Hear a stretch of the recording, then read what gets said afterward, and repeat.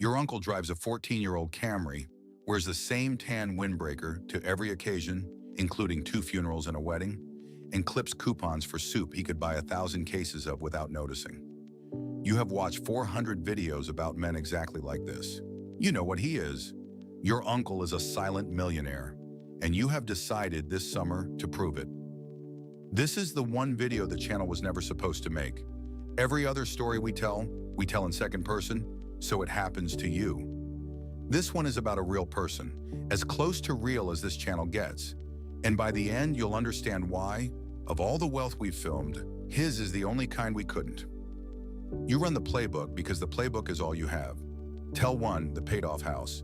He's lived in the same modest place since before you were born, and every door in it opens, which we have taught you is the sign. Tell 2, the boring car, explained only as depreciation. Tell 3, the calm. He has the specific calm of a man who does math at the grocery store and always likes the answer. You have him fully diagnosed by Tuesday. Silent millionaire, textbook, probably 8 figures, hiding it the way the videos say, the humble front, the unthought about life. You feel the thrill of the reveal you're about to produce. You do not yet notice that you have spent the week reducing the man who taught you to ride a bike into a case study. The genre does that to you before you feel it. It's already done it to you. It's doing it right now. So you try to place him on the ladders. All of them. You start with net worth, 0 to 100 million, our most reliable staircase. You put in what you know, the paid-off house, the pension nobody understands, the 4 decades of not spending. The model asks for his debt to calculate the score, and there isn't any. And without debt, the machine can't read him, and it returns the same thing it always does for him.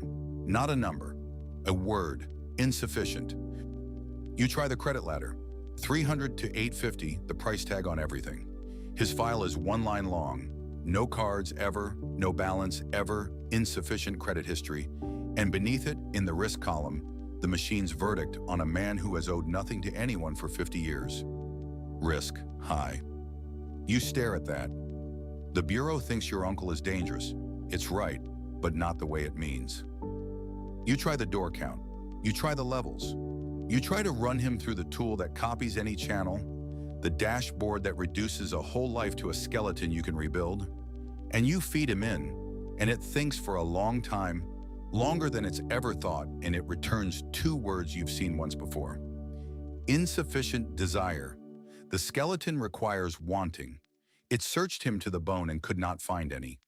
There was nothing to clone because there was nothing being reached for. And here is the moment you should have understood everything and didn't because you were still trying to win. Every instrument this channel has ever built to measure a man came back empty on him. Not because there's nothing there, because everything our instruments measure, the debt, the desire, the climb, the wanting to be seen, he simply doesn't have, and a ruler that only measures those things reads a man without them as a blank. You built a machine to find wealth by looking for hunger. He is the one rich man with no hunger in him, and to your machine that reads as poverty or as risk or as nothing at all. So you do the thing the videos never do. You stop measuring and you ask him. You sit down across the picnic table and you say it plainly. Uncle Willie, are you rich? And he looks at you. And this is the part that undoes the whole channel.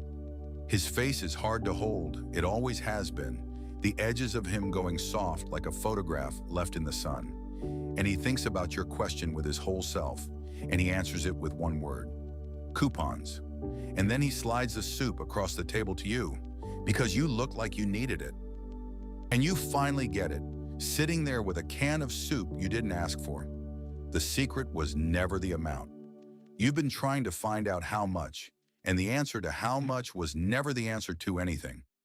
The secret is that he cannot be known. Not won't, cannot.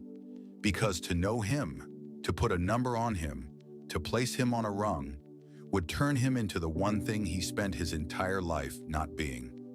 Content, a level, a case, a video, the exact machine you've been running him through. He stepped off the ladder in 1974, and the price of staying off it forever is that no one can ever be allowed to look at him and see a number, including you, especially you. He wires you money sometimes. You never asked him to.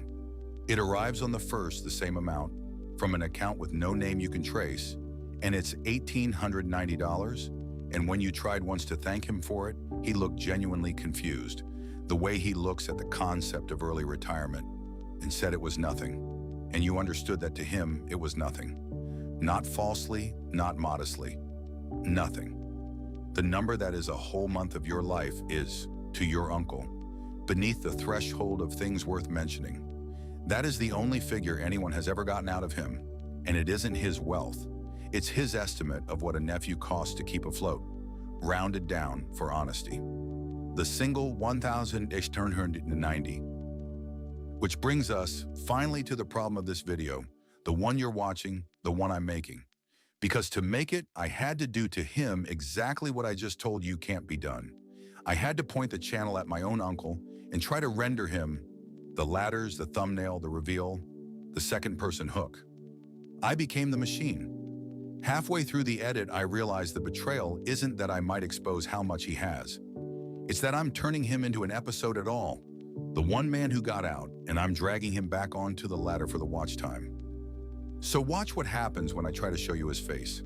I have hours of footage. In every frame, the edges go soft. Not the camera, him, the way he's always been, the way you can never quite picture him after he leaves a room. The channel that renders billionaires and dynasties and the entire architecture of American money to the dollar cannot resolve one retired man in a windbreaker because he never once wanted to be seen. And wanting to be seen turns out to be the only thing our cameras actually photograph. So I'm not going to finish it. This is the one. Out of 20 videos about every level of every kind of wealth, this is the level we can't film.